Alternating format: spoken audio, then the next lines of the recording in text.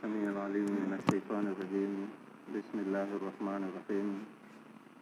الحمد لله رب العالمين، والصلاة والسلام على أشرف الأنبياء والمرسلين، وأشهد أن لا إله إلا الله وحده لا شريك له، وأشهد أن محمدا عبده ورسوله وصفيه وخليله. أشهد أنه أدى الأمانة وبلغ الرسالة ونصح الأمة وجاهد في الله حق جهاده حتى أتاه اليقين، وصلوات الله وسلامه عليه وعلى آله وأصحابه أجمعين ومن تبعهم بإحسان إلى يوم الدين. وبعد، فإن أصدق الحديث كتاب الله تعالى، وخير الهدي هدي محمد صلى الله عليه وسلم، وشر الأمور محدثاتها، وكل محدثة بدعة، وكل بدعة ضلالة، وكل ضلالة في النار. اللهم إنا نعوذ بك من أن نكون من أصحاب النار. بسم الله الرحمن الرحيم. إن الأبرار لفي نعيم على الأرائك ينظرون، تعرف في وجوههم نظرة النعيم، يسقون من رحيق مختوم ختامه مسك، وفي ذلك فليتنافس المتنافسون. ومزاجه من تسنيم، عينا يشرب بها المقربون. إن الذين أجرموا كانوا من الذين آمنوا يضحكون، وإذا مروا بهم يتغامزون، وإذا انقلبوا إلى أهلهم انقلبوا فكهين، وإذا رأوهم قالوا إن هؤلاء لضالون، وما أرسلوا عليهم حافظين.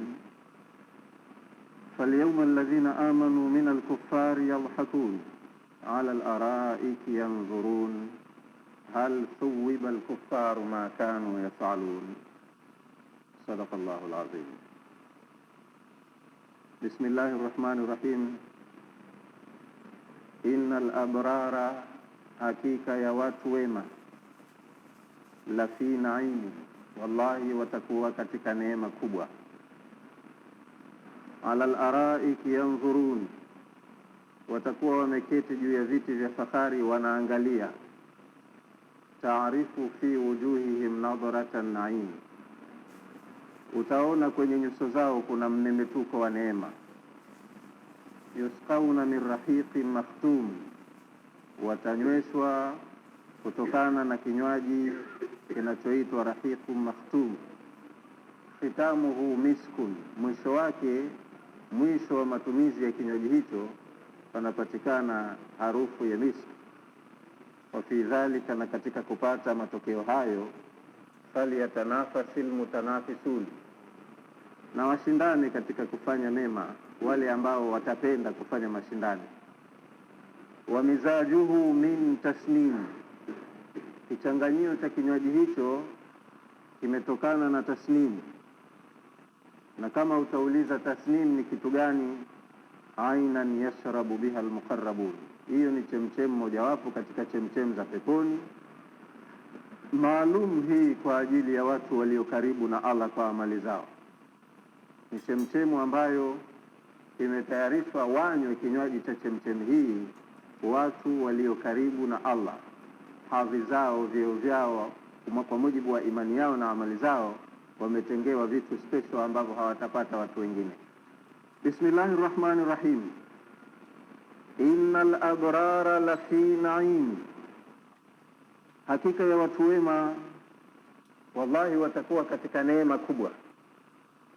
Wema anaofanya mtu duniani akajitahidi kufuata maagizo na akaacha makatazo, matokeo yake yatakuwa mazuri, kwamba ataishi kwenye maisha ya fahari. Katika maisha yake yajayo yatakuwa ni maisha ya fahari yenye neema nyingi. Yani, innal muti'ina lillahi, al-abraru bimaana muti'ina lillahi, watu ambao wapo duniani lakini wanaishi kwa mujibu wa taa ya Mwenyezi Mungu, wanayafanya yaliyoamrishwa na wanayakataa yaliyokatazwa. hawa matokeo yao baada ya kufa, fi jannatin alwarifa, wataishi katika hiyo pepo yenye kila namna ya kheri na manufaa, ina maisha mazuri ya fahari. Wataishi huko. Huko ndo kuna ukamilifu wa maisha, na maisha yake ya huko mtu ataishi maisha ya fahari. Wadhilali almumtadda, na wataishi kwenye vivuli vyenye kudumu. Ni vivuli vilivyokunjuliwa, kama ambavyo katika mahala pengine Mwenyezi Mungu kasema, la yarauna fiha shamsan wala zamharira. Watu watakaobahatika kuingia peponi hawataona tena peponi jua wala hawataona baridi. Ni lugha ambayo usitosheke na kuifahamu juu juu. Hawaoni jua, si kama hakuna jua kuko kiza, la. Maana yake imekusudiwa la yarauna fiha shamsan, peponi hakuna jua kama hili la kaskazi lililojaa ukame, ambalo ukikaa ndani huna raha, ukitoka nje huna buraha. Jua kama hili peponi hakuna, kwa sababu hali yake ya hewa imekadiriwa ni nzuri kwa ajili ya watu wa huko saa zote. Kwa hiyo hakuna jua la inda la kumlazimisha mtu tena atafute AC ndani, atoke alale uwani kidogo panapo upepo, atafute hichi. Hakuna mazingira hayo peponi. Wala zamharira, wala hawataona baridi ya inda ya fujo ikamlazimisha tena mtu atafute hita au atafute majoho, nguo za sufi na mablanketi yajifunike kwa sababu ya baridi. Hali yake ya hewa imekadiriwa. Mathalul jannati allati wa'ida almuttaquna, mfano wa pepo ambayo imeandaliwa kwa watu wa Mungu. Ukuluha daimun, vyakula vyake vipo siku zote, hakuna namna ya chakula ambayo itakuwa inaadimika. Watu wa peponi wakawa wanatamani chakula hicho, lakini kikawa kimekosekana.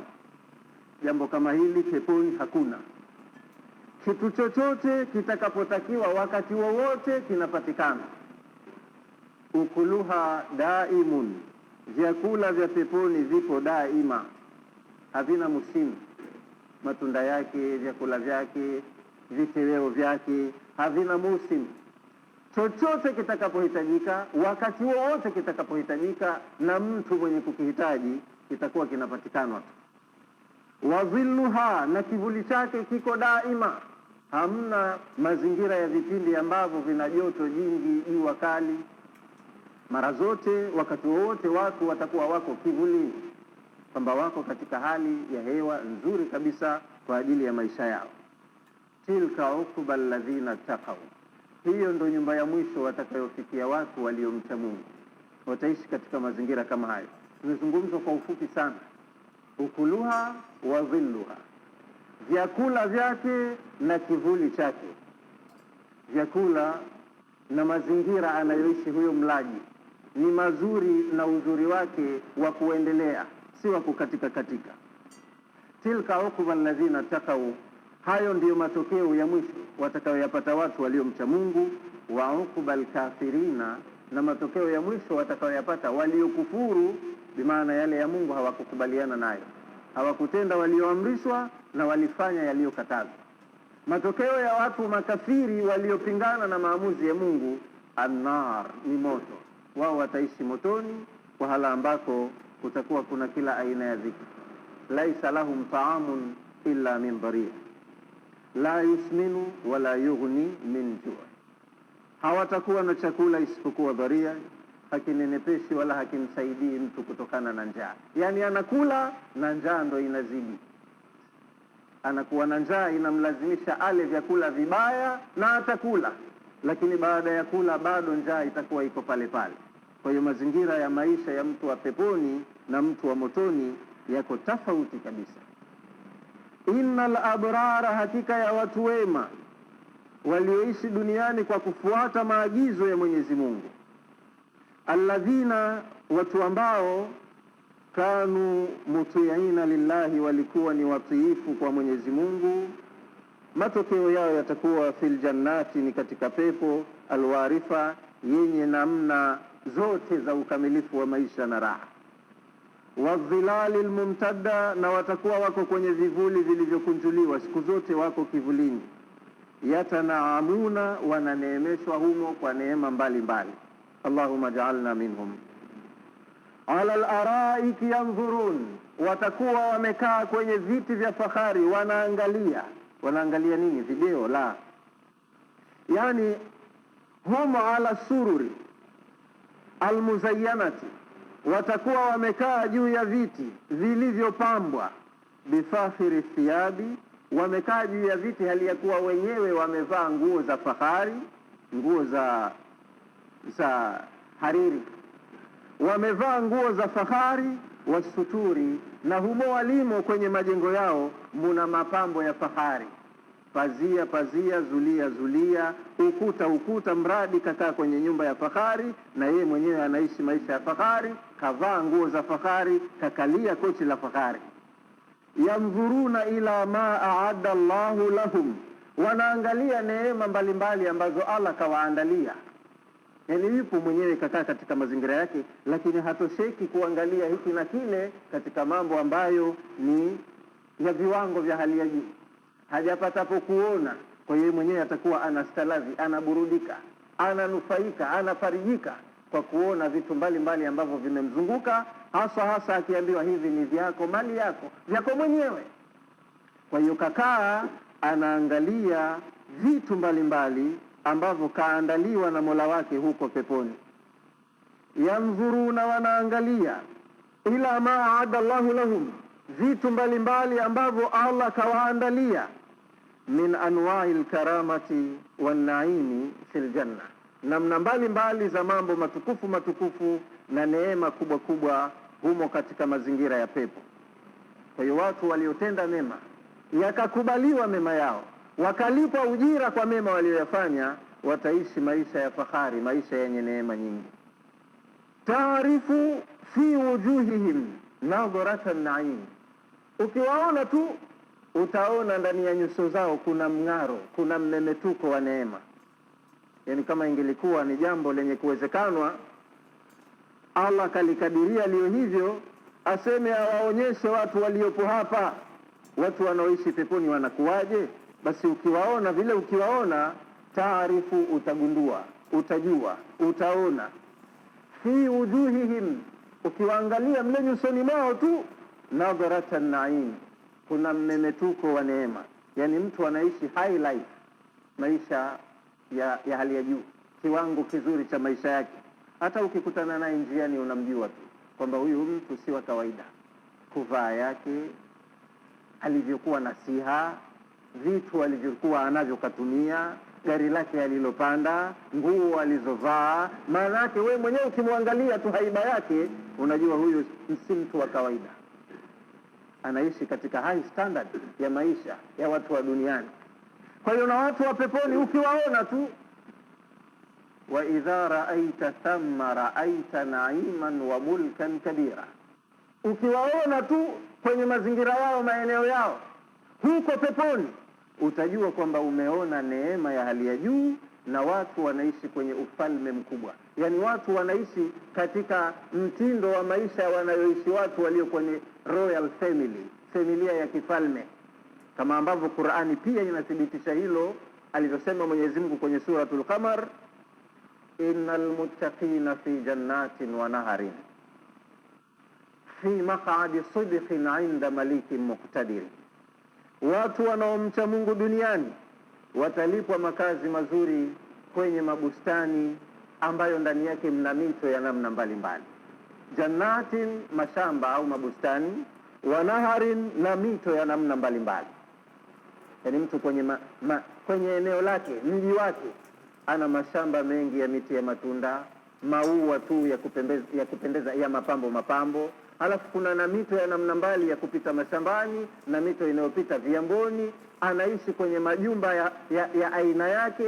Kwa hiyo ni mtu ambaye kamilikishwa vitu hivi vyake mwenyewe. Kwa hiyo wewe ukaja ukamkuta kwenye hayo maeneo aliyo, utajua huyu mtu anaishi high life, maisha ya juu kabisa, maisha yake sio ya kawaida. Kwa hivyo innal muttaqina, hakika ya wacha Mungu, fi jannatin wa naharin, wataishi miji yao, majumba yao yako kwenye mashamba makubwa ya miti ya matunda na mashamba au bustani za maua tu ya kupendeza, na mito ya namna mbalimbali kwenye maeneo yote hayo itakuwa inapita. Fi maq'adi sidqin, kwenye makao ya uhakika, inda malikin muqtadirin, mbele ya mfalme mwenye uwezo wa hali ya juu. Wao wanaishi kwa mfalme mwenye uwezo wa hali ya juu. Kwa hiyo watu waangalie duniani wanaoishi kwenye nyumba za kifalme, wanaoishi katika royal families, nyumba za watawala wakubwa wakubwa, watazame maisha yao. Hata kama mbaya wa sura, lakini utamuona anang'ara kwa neema.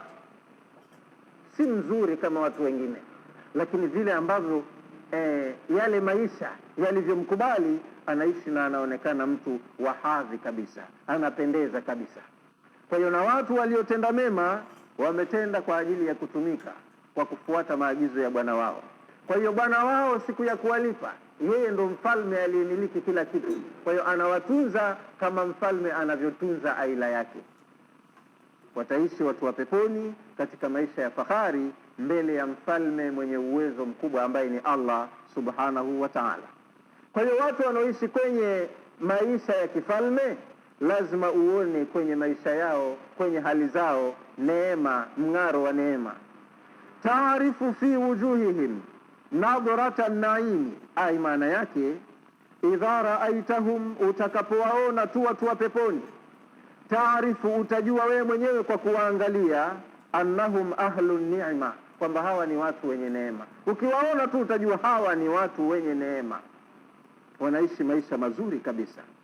Lima tara, kwa kile utakachokiona, fi wujuhihim, kwenye nyuso zao, min nurin wa bayadin wal husni, minan nuri wal bayadi wal husni, nyusoni mwao utaona nuru, na nyusoni mwao utaona weupe, na utaona uzuri. Ni watu wazuri, wanang'ara, wamechangamka. Sio watu ambao wamekunja nyuso kwa dhiki, au watu ukawaona wamesawijika nyuso kwa njaa. Ni watu utakaowaona wanaishi maisha ya fahari mazuri. Kwa hiyo wamechangamka, wanapendeza, ni watu wenye furaha, halafu wana na vitu vya kuvutia. Wa min bahjatin wa sururi, na utaona nyusoni mwao ule uchangamfu wao na furaha, kwamba ni watu wenye furaha. Yusqauna min rahiqin makhtumi, watanyweshwa, watakuwa wanakunywa huko peponi, min rahiqin makhtumi, watakunywa kinywaji kinachoitwa rahiqun makhtumi. Yani yusqauna, watanyweshwa, min khamrin, divai au pombe, fil janna, iko huko peponi, sio kama hizi za papai na ngano na kitu chinginecho. Pombe maalum iko peponi, inaitwa rahiqun makhtumi. Kwanza sifa yake, tabia yake, baidaun, ni nyeupe, tayyibatun, ni nzuri, safiyatun, na ni safi. Nyeupe, safi, nzuri, yani rangi yake, appearance yake inavutia. Halafu ingredients, vichanganyio vyake vina manufaa kwa mtumiaji, ndio maana inaitwa tayyibatun, ni nzuri. Si kama ina alkoholi nyingi inamfanya baada ya kutumia achanganyikiwe, akili yake ipotee, aanze kutukana mpaka na wakwe zake, shemeji zake. Hapana, ni safi kabisa, imetengenezwa kwamba iwe na maslahi kwa mtumiaji.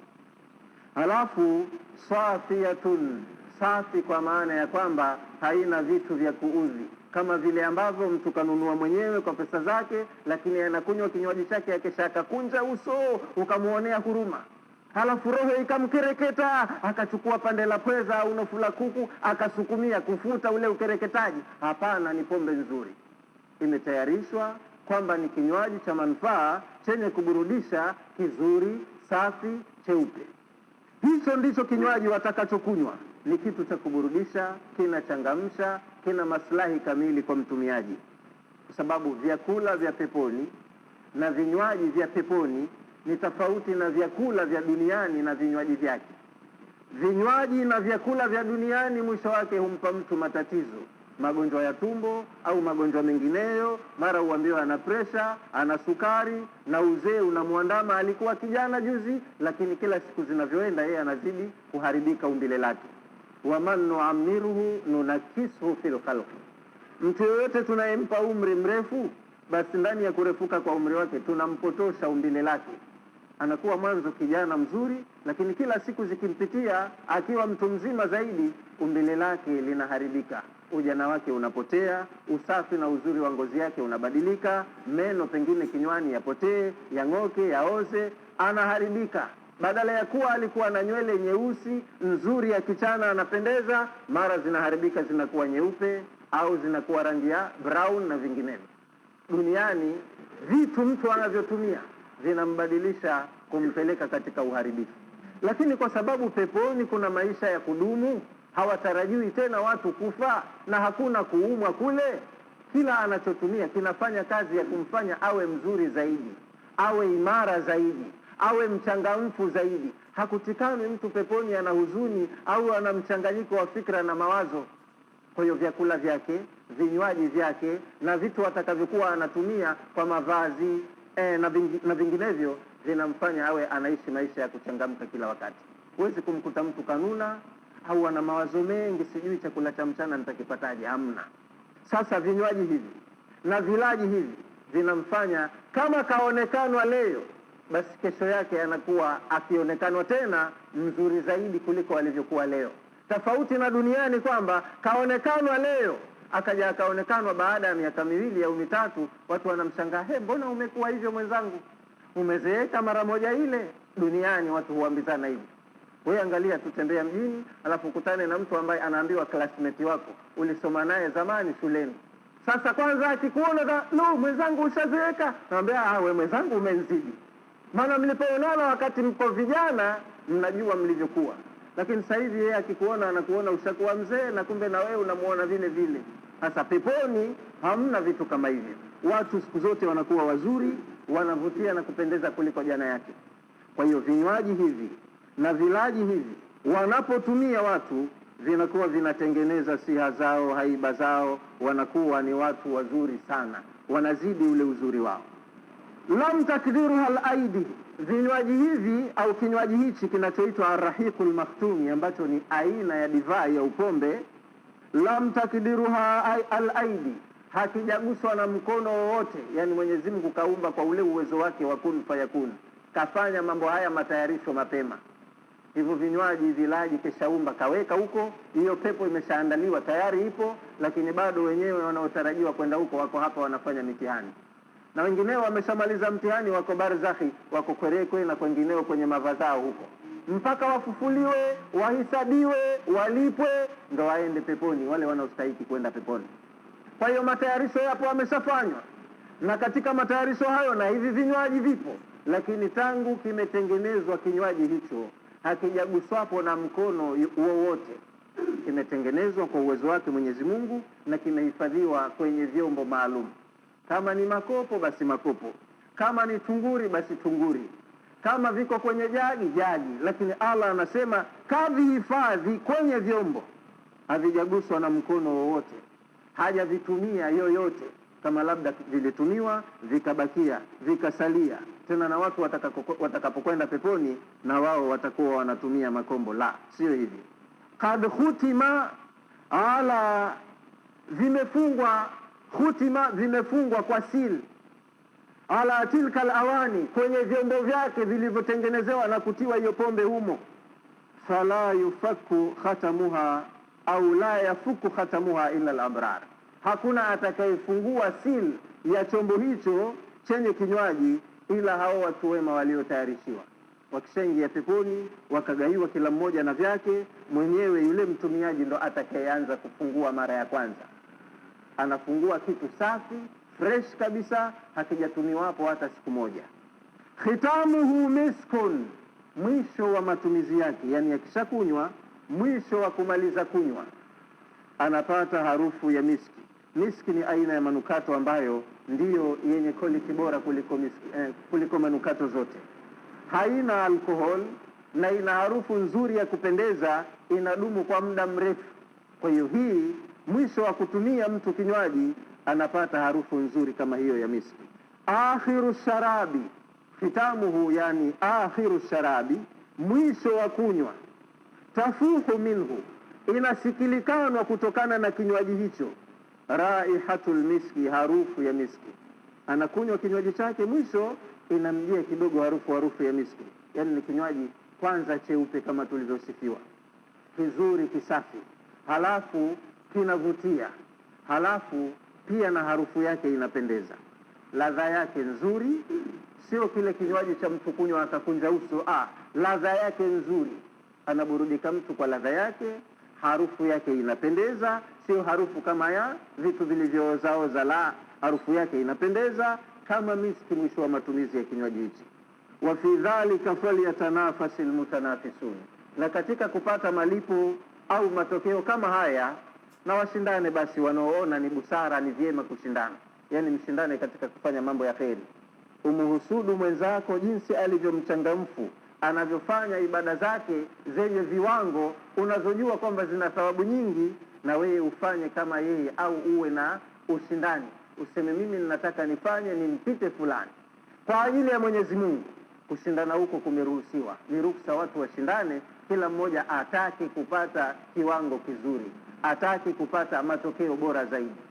Wasifanyiane uhasidi kwamba fulani anajitahidi kufanya mema, nitamroga, nitamtia chura wa tumbo, anajisifu sana, anajivuna. Wewe ufanye kama yeye au mshinde yeye, lakini yeye usimpotezee uwezo wake wa kufanya vile anavyofanya. Hiyo ndo kushindana. Kwa hiyo kama kuna watu wana uhakika na haya yanayozungumzwa, wakahakikisha ni kweli, wayatafute kwa vitendo hapa walipo duniani. Allah ndo anavyosema. Ujumbe uliopo ni kwamba kama kuna watu wanaamini haya ni kweli, wayatafute hapa duniani, washindane katika kufanya mambo ya kheri, ambayo watakapokuja kulipwa haya yatakuwa ndiyo mavuno yao, watapata vitu kama hivi.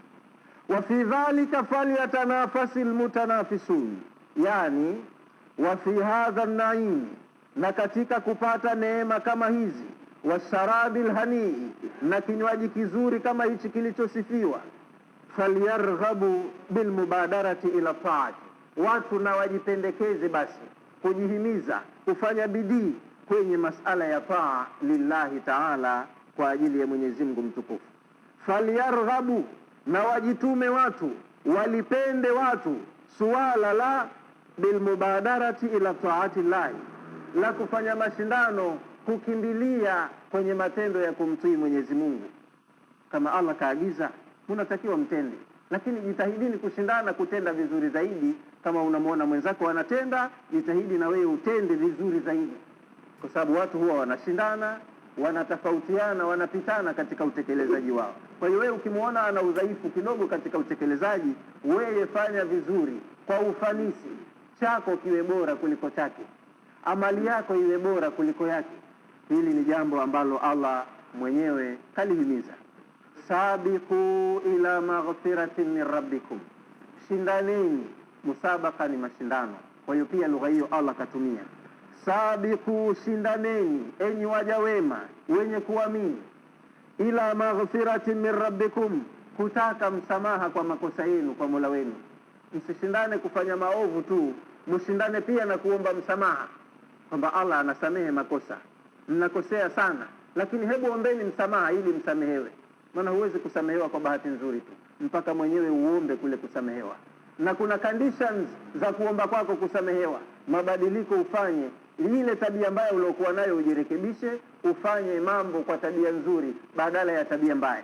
Kwa hiyo ukifanya marekebisho kwenye tabia yako na ukaomba msamaha kwa makosa uliyofanya nyuma, Allah anasamehe moja kwa moja. Kwa hiyo shindaneni suala la kujirekebisha na kupatana na Mola wenu, muombe msamaha pale mnapokosea. Nini matokeo yake? Mtasamehewa, na mkisamehewa inakuwaje? Mtaingia peponi. Sabiqu ila maghfiratin min rabbikum, shindaneni katika kuomba msamaha, kumuomba Mola wenu. Wa jannatin, na mshindane katika kuitafuta pepo aliyoiandaa Mwenyezi Mungu. Ardhuha ka'ardhi samai wal ardi, ukubwa wake, eneo lake, upana wake ni kama eneo la mbingu na ardhi. Waidat lilladhina amanu billahi wa rasuli, imeandaliwa pepo hiyo kwa ajili ya wale watu waliomwamini Mwenyezi Mungu kwa yote aliyoyatolea habari, na wakamsadiki mtume wao kwa yale aliyowafunza. Imeandaliwa pepo kama hiyo, yani imetajwa eneo lake kama ni mbingu na ardhi, kwa sababu pepo ni kubwa. Eneo hilo linaloonekana kutoka hapa mpaka mbinguni inaweza ikawa ni mipaka aliyorithishwa mtu mmoja tu, pepo yake yeye, mashamba yake, majumba yake na maeneo yake mbalimbali atakayokuwa yeye kamilikishwa ni eneo kama hili. Wewe unaliona kubwa, lakini Allah ni tajiri, ana eneo kubwa kweli kweli. Watu wote wa peponi watapata kama hayo au kuliko hayo kwa mujibu wa amali zao. Kwa hiyo mshindane, malipo ya Mungu ya peponi ni makubwa. Maisha ya huko ni ya fahari kuliko ya hapa, lakini yanatafutwa hapa. Shindaneni kutafuta mafanikio ya akhera, msishindane pamoja na kutumia njia mbaya kwa kutaka malipo ya duniani. Kwa hiyo pia hapo Allah kahimiza watu washindane katika kutafuta kheri. Waliyatasabaku, basi na washindane, almutasabiqun, wanaotaka haya mashindano washindane, kila mmoja atake kupata matokeo bora zaidi. Qala Tabariyu, amesema Imam Tabari, atanafusu, hili neno lililotumika falyatanafasil mutanafisun. Atanafusu, kushindana, maakhudhu min ash-shay'i nafisi, imechukuliwa neno hili kutokana na kitu an-nafis, alladhi, ni kitu ambacho an-nafisi maana yake ni jambo ambalo yahrisu alayhi nasu, watu huwa wanapatia hapo. Maana yake nafis ni kushindana, kwamba kushindana kwenyewe kila mtu anataka apate yeye hapo. Hiyo ndio inakuwa inatumika neno an-nafis, mashindano. Kwa hiyo faliyatanafasil mutanafisun, kila mmoja atake yeye pepo ya daraja la kwanza. Kama vile ambavyo unasikia kuna mashindano ya triathlon yatafanyika Zanzibar, kutoka Kiwengwa mpaka Kiembe Samaki, alafu watarudi mpaka Amani. Atakayeshinda anapata Mercedes Benz yenye thamani ya shilingi 1,800,000 au yenye thamani ya shilingi 1,085,000. Mshindi wa kwanza anapata 1,085,000. Ndio. Kwa hiyo mtu anatoka kwa mguu, anakimbia mbio kutoka Kiwengwa, anaanza kuogelea kwanza, akishaogelea anapanda baskeli kidogo, akishapanda baskeli anaiweka baskeli, anakwenda kwa mguu mbio mpaka mjini, akishafika mjini tena anamalizia mpaka wapi. Yote hayo kila mmoja anataka yeye awe mshindi wa kwanza. Kwa hiyo kile ndo kitu kinachoitwa an-nafis. Kwa hiyo Allah katumia neno kama hilo. Pepo ni nzuri, ina maisha ya fahari. Walioamini na wakajua ni kweli kilichotangazwa hapa, basi washindani, kila mmoja atake kupata daraja ya juu, kama vile ambavyo Mtume sallallahu alaihi wasallam amesema, idha sa'altumullaha aljannata, nyinyi waumini mnapokuwa mnamuomba Mwenyezi Mungu pepo, fas'aluhu alfirdausa, muombeni pepo ya Firdaus, fa innaha a'la darajati aljanna, kwa sababu Firdaus ndio first class, pepo ya daraja la kwanza. Kwa hiyo muombeni ile pepo ya daraja la kwanza, na kumuomba kwenyewe sio kwa mdomo tu, vitendo vyako vionyeshe kwamba wewe una lengo, una dhamira, una azma ya kwamba ushinde kile kilicho bora zaidi, upate pepo ya daraja la kwanza, ambalo huko ndo wanakaa mitume, mashahidi na watu wengine waliokuwa na amali bora. Kwa hiyo tenda na wewe amali bora, zitimie viwango vya wale ambao wako karibu na Allah subhanahu wa ta'ala kwa amali zao. Wewe uwe na dhamira hiyo. Kwa hiyo ukiwa na dhamira hiyo, utakuwa unashindana na watu ambao wamefika viwango vya juu. Watu husoma na wakaambiwa, chuo hiki tangu kianzishwe kuna mwanafunzi mmoja tu anayetoka nchi fulani ndio kaweka rekodi ya matokeo bora, haijafikiwa bado. Kwa hiyo anasoma mtu atake afikie rekodi iliyowekwa pale, na ikiwezekana aivunje rekodi ile. Kwa hiyo na watu wanaotaka pepo, kuna pepo ina daraja mbalimbali. Kwa hiyo fanya amali zako ziwe na viwango vya kukuwezesha kwenda kwenye pepo ya daraja la kwanza. Nifahamiana vizuri. Hawachaguliwi watu tu kwa sura zao wakaambiwa waingie. Ni kwa sababu ya viwango vya kazi zao walizofanya duniani. Kwa hiyo shindaneni kufanya kazi ambazo zitatimia viwango vya kukuwezesheni kwenda katika pepo ya daraja la kwanza. Hiyo ndo maana ya kushindana. Imefahamika?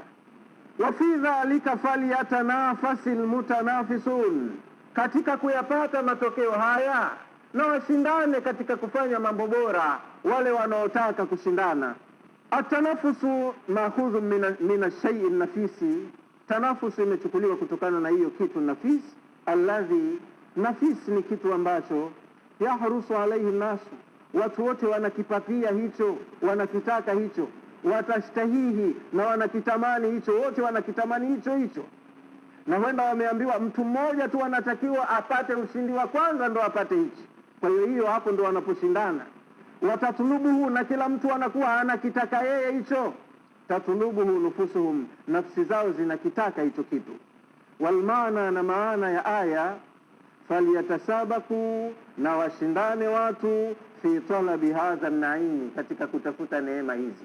Hizi neema zipo, lakini waonekane na wao jitihada yao ya kutaka kufikia kupata neema hizi. Waliyahrusa alaihi nufusuhum, nafsi zao lazima zionyeshe bidii ya kutaka kuingia kwenye pepo yenye mambo haya. Hii ni pepo ya daraja la kwanza kabisa. Kwa hiyo kama wanaitaka, wafanye yale mambo ambayo yatawawezesha kufika huko. Sio hapa uzini unywe pombe useme uongo, ufitinishe watu, bado unatamaa tu kwamba uende pepo ya daraja la kwanza. La, fanya mambo ambayo walishafanya watu wengine wakafaulu, kama vile ambavyo unasoma kwenye suratul Fatiha, ihdina siratal mustaqima, Mola wetu tuongoze njia iliyonyooka. Njia iliyonyooka ipo, siratal ladhina, njia waliopita watu wale ambao an'amta alaihim, wewe Mwenyezi Mungu umeneemesha kwao. Wapo, Mungu kawaelezea sana kwenye Qur'ani watu waliofanya vizuri na akaridhishwa Mwenyezi Mungu na utendaji wao. Ghairil maghdubi alaihim, usitupitishe njia ya wale walioghadhibikiwa. Walioghadhibikiwa wamezungumzwa sana kwenye Qur'ani na sababu za kughadhibikiwa kwao. Wala dhalina, wala waliopotea, na waliopotea pia wamezungumzwa sana ndani ya Qur'ani na sababu za kupotea kwao. Kwa hiyo wewe huna sababu ya kusema nilikuwa sijui au nimechanganyikiwa. Waliofaulu wamo, kwa hiyo wewe nenda pita njia waliopita wao mpaka wakafaulu. Waliokasirikiwa wamo, ushafahamishwa, unawajua na sababu za kukasirikiwa kwao. Kwa hiyo wewe usije ukafanya yale ambayo walipofanya wao walikasirikiwa, hata na wewe ukiyafanya utakasirikiwa pia. Waliopotea wamo, wameelezewa na sababu za kupotea kwao. Kwa hiyo na wewe ukayafanya yale ambayo yaliwafanya wao wapotee, na wewe utapotea, na hakuna sababu ya kusalimika na kupotea. Kwa hiyo huna sababu ya kutokufanya vizuri, huna sababu ya kufika mahala ukachanganyikiwa, kwa sababu kila kitu kimeelezewa, wewe ni kufuata. Kwa hiyo kama unapenda upate pepo ya daraja la kwanza, yafanye yale ambayo walishayafanya watu wakafaulu kupata pepo ya daraja la kwanza.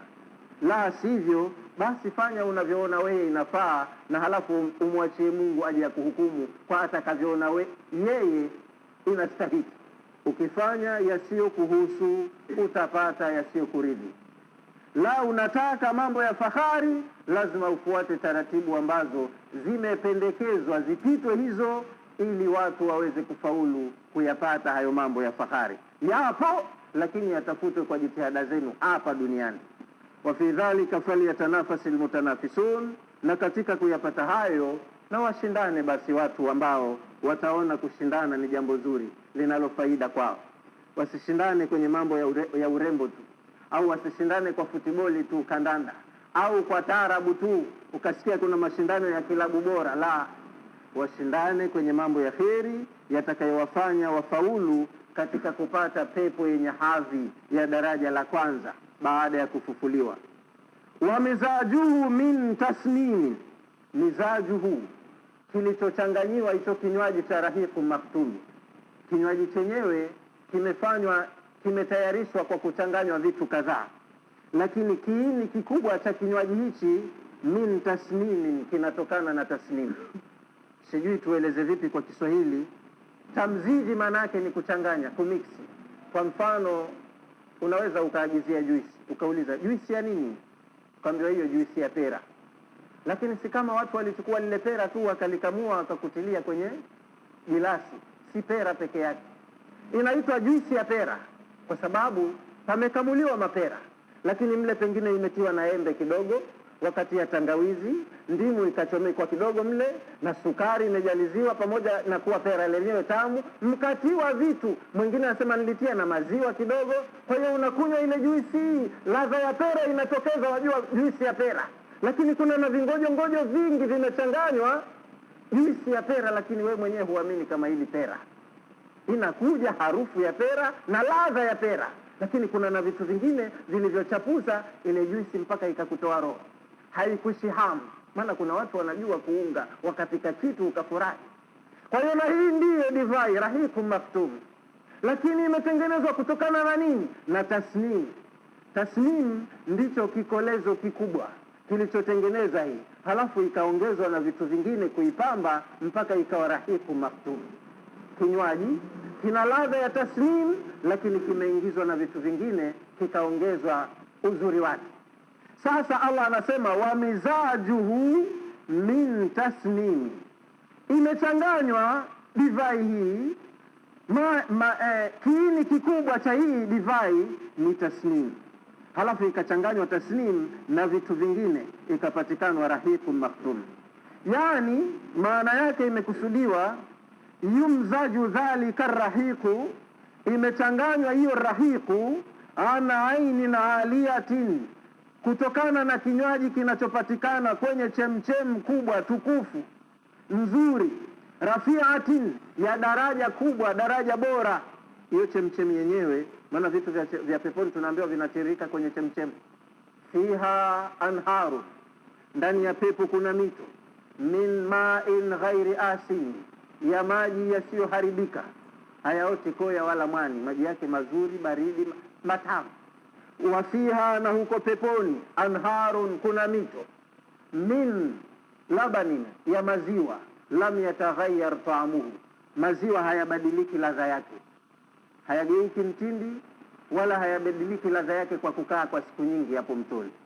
Wa fiha anharun, na kuna mito peponi, min khamrin ladhatin lisharibin, ya pombe zenye ladha nzuri kwa wanywaji.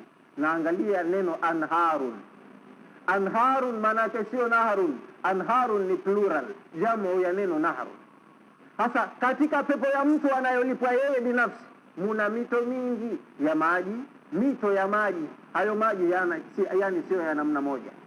Muna mito mingi kwenye maeneo ya pepo yake ya maziwa, yani na maziwa pia yako ya namna nyingi. Duniani mtu anasema maziwa ya ng'ombe, ya ng'ombe.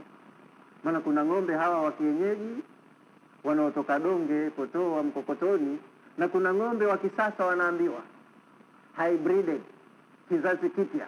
Ng'ombe ambao kukamuliwa yao kwa mashine, kuzaliwa yao kwa kitaalamu. Hayafanani maziwa yao ladha yake, kama ambavyo hayafanani ladha ya mayai ya kuku wale wanaojitumia wenyewe na kuku hawa wanaofugwa kwenye mabanda. Tofauti ladha yake kwa yote mayai, lakini unaona kuna tofauti kati ya hili na hili. Kwa hiyo na hayo maziwa ni maziwa, lakini hukuti quality moja tu ya maziwa, ni quality nyingi za maziwa. Kwa hiyo ziko anamiliki mtu mmoja kwenye eneo lake. Wa anharun, na kuna mito, min asali musaffa, ya asali iliyosafishwa. Pia sio naharun min asali, anharun min asali. Maana hata duniani kuna asali za namna mbalimbali, nyekundu zipo, nyeupe zipo, asali zote asali nani za nyuki, lakini zina tofauti pia. Kwa hivyo hiki kinywaji cha rahiqun makhtum kimepatikana baada ya kuchanganywa. Kuna chemchem moja hiyo huko peponi, tena sio pepo ndogo ndogo, pepo ya daraja la juu kabisa ndio iliko hiyo chemchem. Pepo hiyo chemchemu hiyo, kinywaji chake safi, yani krimu, ukikipata kinakuwa tofauti na vinywaji vingine. Sasa huchukuliwa kidogo kwenye mto huo, halafu ukachanganywa na vitu vingine, ndio ikapatikana rahiqun makhtum, kama ambavyo habari zake huko mbele zitaelezewa kidogo. Kwa hiyo hii rahiqun makhtum imechanganywa, ni kinywaji kilichochanganywa kutokana na chemchem tukufu sana inayopatikana kwenye daraja la kwanza peponi, ambayo ndio inaitwaje? Tasnim. Rahiqun makhtum imechanganywa kutokana na tasnim. Hiya ashrafu sharabi ahli aljanna. Tasnim ndo kinywaji kitukufu kuliko vyote wanavyotumia watu wa peponi. Ashrafu ni superlative form ya neno sharifu, kama ilivyo akbar na kabir. Ukisikia akbar maana ndo kikubwa zaidi. Sasa ashrafu sharabi ahli aljanna, hichi ndo kinywaji kitukufu zaidi kuliko vyote ya vinywaji wanavyokunywa watu wa peponi. Wa alahu, na ni kitukufu zaidi, yani ainan yashrabu biha almuqarrabun. Tasnim ni chemchem maalum iko peponi, lakini wanaokunywa kutokana na chemchem hii ni wale watu wa daraja la kwanza, almuqarrabuna, watu walio karibu na Mwenyezi Mungu kwa hadhi zao, kwa vyeo vyao, ndio ambao wametayarishiwa kunywa safi chemchemu hii bila ya kuzimliwa. Wanakunywa wao tu, watu wa daraja la kwanza. Kwa hiyo na wewe ukitaka uende daraja la kwanza, maana yake ndo kama zilivyoeleza maelezo hapa, uwajibike. Kama hukufikia daraja la kwanza, hunywe hii tasnim. Unaweza ukanywa tasnim ikishachanganywa na vitu vingine, lakini pure tasnim hupati, maana ni kinywaji special kwa watu special, something special for somebody special, au for someone special. Sasa mtu wa daraja la kwanza anakunywa hii tasnim safi bila ya kuzimliwa, maana ni kinywaji kitukufu bora zaidi. Hawapati watu wengine wa pepo ndogo ndogo huko chini deki, hawapati, hawanywi. Maana hata pombe duniani ziko za daraja hivyo hivyo. Ukuta pombe moja, chupa moja tu, thamani yake ni shilingi 170,000. Sasa huyu mlezi wa gongo hanywi pombe kama hiyo. Akishapata nibu yake ya gongo, akajitoa akili, akamtukana mkwewe, basi inatosha. Hawezi kunywa pombe nyingine. Kwa hiyo na peponi nako kuna vitu vimetayarishwa kwa mujibu wa hadhi za watu watumiaji. Ainan yashrabu biha almuqarrabun, ai hiyo tasnim maana yake hiya ainun, ni chemchemu mojawapo, fil jannati, iliyoko peponi, yashrabu minha, wanakunywa kinywaji kinachopatikana kwenye chemchemu hiyo, almuqarrabuna sarfan, watu walio karibu na Mwenyezi Mungu haswa makhsusi, ndio wao wanakunywa safi kinywaji hicho bila ya kuzimliwa. Watumzaju, na huchukuliwa kinywaji hichi kikachanganywa, lisairi ahli aljanna, kwa ajili ya matumizi ya watu wengine wa peponi kwa daraja nyingine zilizobaki. Kikiwa safi wanakunywa wa daraja la kwanza, lakini watu wa pepo nyingine ndogo ndogo wanaweza wakachanganyiwa na vitu vingine ikazimliwa. Kwa hiyo hapati hasa ile ladha ya tasnimi yenyewe, ila atapata ladha yake baada ya kuchanganywa na vitu vingine. Kwa hiyo itakuwa ni kinywaji cha watu wanaostahiki kwa hadhi zao. Maana peponi Mwenyezi Mungu anasema watu siku ya kiyama watagawika mafungu matatu.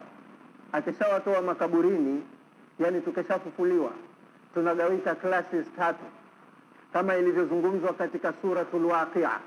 Idha waqa'atil waqi'a, litakapotukia hilo tukio mnaloambiwa la kiyama, laisa liwaqa'atiha kadhiba, ambalo kutokea kwake sio uongo, ni habari ya kweli, msifanye maskhara.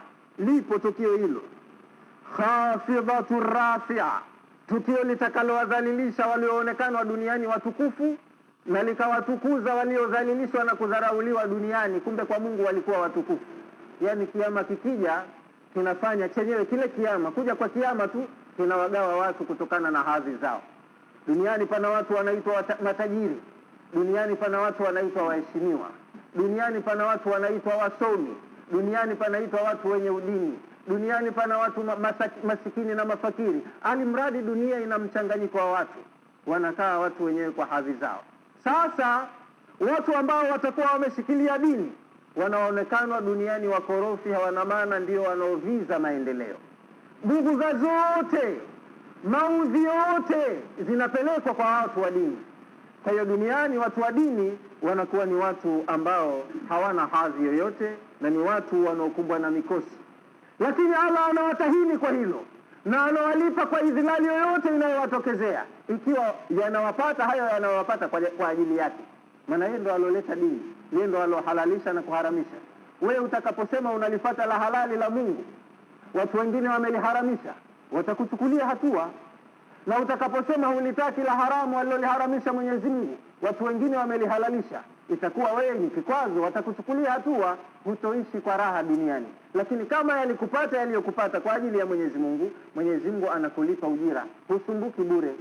Sasa tukio hili la kiyama likija tu, kazi moja ambayo tukio hili litalifanya, khafidatun, yani alwaqi'atul khafida, ni tukio litakalowabana na kuwadhalilisha watu ambao duniani walikuwa wanaonekana waheshimiwa, lakini walimuasi Mwenyezi Mungu, makafiri au ni waasi wa matendo na tabia. Tukio hili likija litawaweka katika nafasi zao, kwamba si watu wenye heshima, wanastahiki adhabu.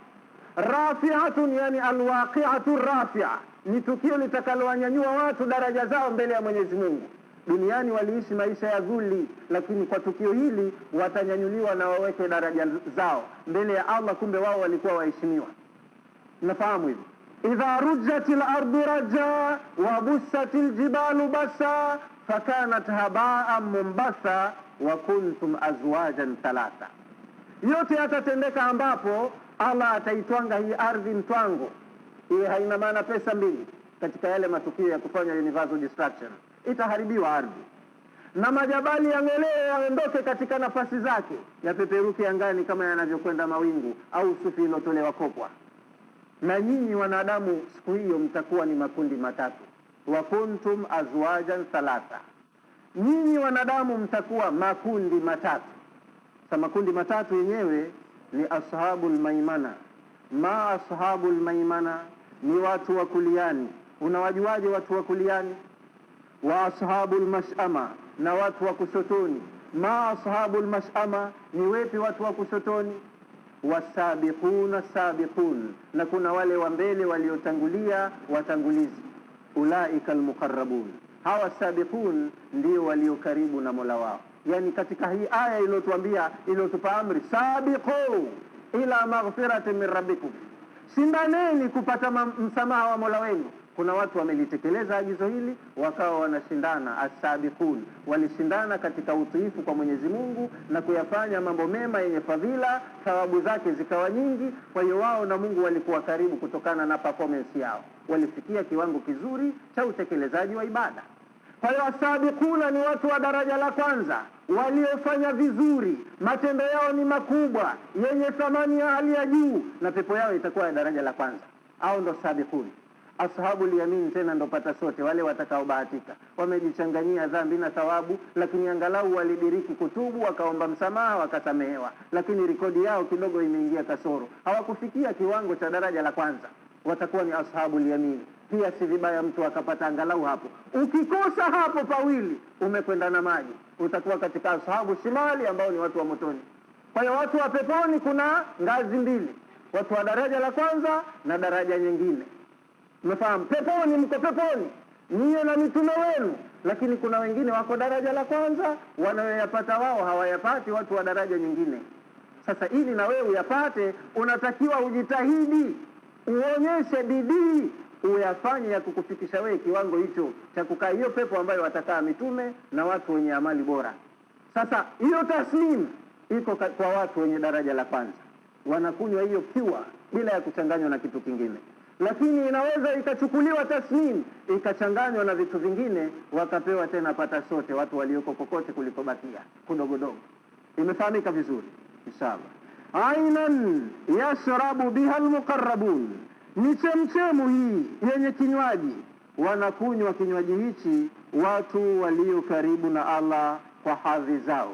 Ni watu waliofanya matendo bora yakawawezesha kuwa ni watu waliofaulu kupata pepo ya daraja la kwanza. Wa mizajuhu aina yashrabu biha almuqarrabun. Kwa leo tutaishia hapo, ila kama ada tutarudia maneno tafsiri ya neno kwa neno kuweza kudhibiti maana ya maneno yaliyotumika. Aina yashrabu biha almuqarrabuna hiya ainun fil jannati, hii ni pepo, hii ni chemchemu iliyoko peponi. Yashrabu minha almuqarrabuna sarfan, wanakunywa kinywaji cha chemchemu hii watu walio karibu na Allah bila ya kuzimliwa. Watumzaju, na huwa inachanganywa na vitu vingine ikazimliwa ladha yake, lisairi ahli aljanna, kwa ajili ya watu wengine wa peponi. Qala fi tashili, Sheikh katika tafsiri ya tasili amesema, tasnimun ismun li'ainin fil janna. Tasnim ni jina lililopewa chemchem moja katika chemchem za peponi.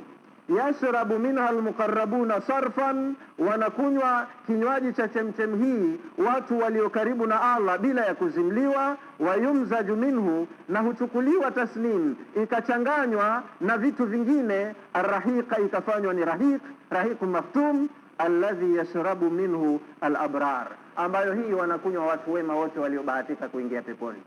Kwa hiyo rahiq inakuwa ni kitu sio chenyewe halisi, ni mchanganyiko, lakini umefanywa mchanganyiko huo ukafanyiwa training, ikawekwa hii rahiq kwenye vyombo ambavyo vimefungwa seal, wanasubiriwa watu watakaoingia peponi, itakuwa ni moja kati ya vinywaji vyao hii rahiqun maktum. Watu wema watakunywa, lakini hawanywi kinywaji safi cha tasnim kama watakachokipata watu wa daraja la kwanza. Fadalla dhalika ala anna darajata almuqarrabina fawqa darajatul abrari. Hii aya inatupa sisi dalili kwamba daraja ya watu wanaoitwa mukarrabin itakuwa ya juu zaidi kuliko daraja ya watu wengine waliofanya mema yakawawezesha kuingia tu peponi. Kwa hiyo mukarrabuna ni watu wa first class na wengineo watapata hiyo economy class au daraja ya kawaida. Hata melini watu hugawana mle. Kasikia tiketi yako bwana inakuruhusu kukaa deki tu, huku kwa wengine usende. Meli hiyo hiyo mnaenda Pemba pamoja, lakini mwingine anakaa pahala mbali na wewe unakaa pahala pako mbali.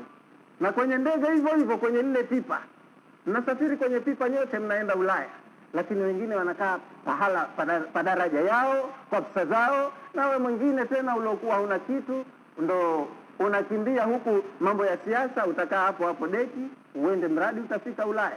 Kwa hiyo peponi wako wote peponi, lakini wengine wako kwenye pepo ya daraja ya juu, hadhi zao tofauti na watu tu wengine walioingia peponi kwa mashaka, wamejichanganyia mambo, halafu walikuwa wavivu katika kufanya amali, hawakufaulu kupata pepo ya daraja la kwanza. Kwa hiyo kwa leo inshallah tutaishia hapa. Aya zinazofuata tutakuja kusoma darasa ijayo inshallah taala. Bismillahir Rahmanir Rahim. Innal abrara lafi naimi, hakika ya watu wema wataishi kwenye neema sana. Wallahi maisha yao yatakuwa ni ya neema. Ala al-araiki yanzurun, watakaa kwenye viti vya fahari waangalie mambo mazuri walioandaliwa na Mola wao yaliyomo humo peponi. Kila mtu anapoangalia anasema hapa pana mshinda mwingine, hapa pazuri zaidi, hichi kitu safi. Yani mtu kapumbaa mwenyewe, kama mshamba katoka kwa shamba kaja mjini kaekwa kwenye nyumba ya watu wenye kujipata, basi anashangaa tu kila kitu. Sasa ninazunguka wenyewe, nakwenda kule shamba hajapata kuona, hata hili ninakwenda wenyewe huku na huku, ndio naenda huku na huku, anashangaa kwa feni, kumbe hajaona mengine yako makubwa zaidi. Kwa hiyo na peponi nako vile vile, mtu kalipwa, naambiwa wewe kwa amali zako unastahili uende peponi, basi akifika kule peponi anaangalia huku na kule yale aliyomilikishwa, anaambia haya yako wewe, mali yako humu ni mwako, na hao wake zako, haya yote hapa majumba yako na mashamba haya kutoka hapa mpaka kule mashamba yako. Basi mwenyewe haamini kama kamilikishwa vitu vile ni vyake. Kwa hiyo atakuwa yanzuruna, wanaangalia nini? Mambo ambayo Allah kawaandalia, kawalipa malipo kwa amali zao njema walizofanya duniani. Taarifu fi wujuhihim, kama utawaona utajua nyusoni mwao tu, ukiwaangalia utajua, utagundua nadhratan naim, mmemetuko, mng'aro wa neema. Utajua hawa watu wanaishi maisha ya fahari, ni watu wenye kujipata, watu na vitu vyao. Yusqauna min rahiqin maktum, watanyweshwa kinywaji hicho kinachoitwa rahiqul maktum. Ni kinywaji cha aina ya divai au pombe maalum kwa burudani ya watu wa peponi. Khitamuhu miskun, maktumin maana yake imefungwa seal. Kinywaji kiko kwenye kopo na kimefungwa seal, utepe wa kuonyesha kwamba hichi kitu brandi new, hakijapatapo kutumika. Khitamuhu miskun, mwisho wa matumizi ya kinywaji hicho hupatikana harufu nzuri ya kupendeza ya miski. Wa fi dhalika, na katika kufaulu kuyapata hayo, falyatanafasil mutanafisun, na washindane wenye kutaka kushindana kuyafanya mambo ya kheri yenye viwango vya ubora. Amali zao ziwe bora, zenye malipo makubwa, wapate kuja kufaulu kuingia kwenye pepo ya daraja la kwanza. Wa mizajuhu min tasnim, kinywaji hicho cha rahiqum maktum kimechanganyiwa kutokana na kinywaji kinachotokana na mto wa tasnim. Nini tasnim? Ainan, hii ni chemchem maalum, yashrabu biha, watakunywa kwenye chemchem hiyo almuqarrabun, watu walio karibu na Allah kwa hadhi zao kutokana na amali zao. Wallahu a'lamu. Bismillahir Rahmanir Rahim. Alhamdulillahi Rabbil Alamin, wassalatu wassalamu ala Rasulillahi sallallahu alayhi wasallam. Rabbana taqabbal minna innaka antas samiul alim wa tub alayna innaka antat tawwabur rahim waghfir lana warhamna innaka antal ghafurur rahim wa najjina minal hammi wal ghammi wal karbil azim ومتعنا بالنظر إلى وجهك الكريم، واجعلنا من الذين تجري من تحتهم الأنهار في جنات النعيم، واختم لنا بالسعادة منك يا أرحم الراحمين. ربنا اغفر للمؤمنين والمؤمنات والمسلمين والمسلمات الأحياء منهم والأموات برحمتك يا أرحم الراحمين. وصلى الله على سيدنا محمد وعلى آله وصحبه.